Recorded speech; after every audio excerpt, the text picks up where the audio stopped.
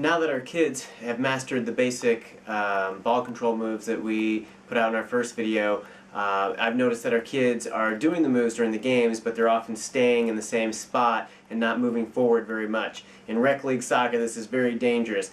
People tend to swarm the ball and you're just going to get mobbed and there's nowhere to go. So we have to progress these moves forward and start to get some forward movement and some side and lateral movement and start learning how to avoid obstacles instead of just doing it in an open space like we've been doing in our basements and out at our soccer field.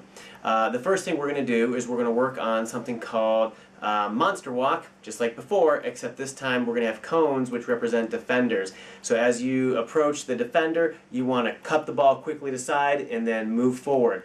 Essentially the ball is just making an L shape, going one way and then forward.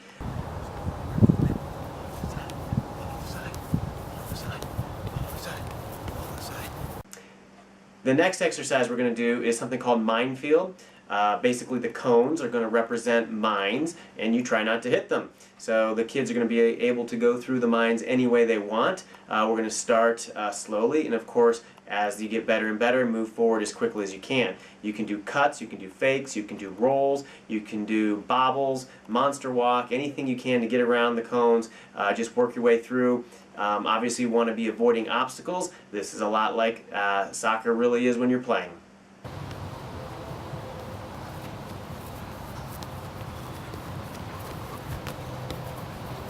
Okay, our next video we have the cones set up, just 4 lines of cones.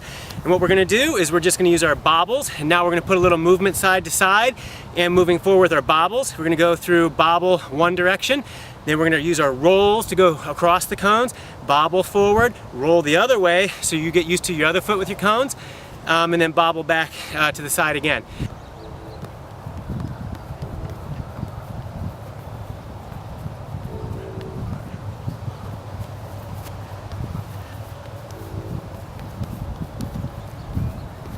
Okay, I think about every soccer player in the world has done this. I think too many coaches just start with these things right away, just dribbling through cones, and let the kids go through any way they want. So we're going to be trying to work on the first time through with just the inside of our foot cut with the right, then the left, and the right, and back and forth. And then we're going to try to go through with the outside of our foot, only using the outside of our feet to get used to having the movement.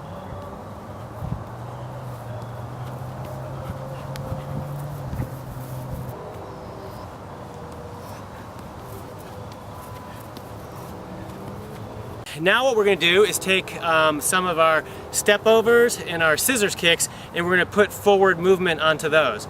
And then you're going to see how this will actually play into a game. Now that the kids have the movements of going around the ball, we're going to start adding, once again, just like before, forward movement to it.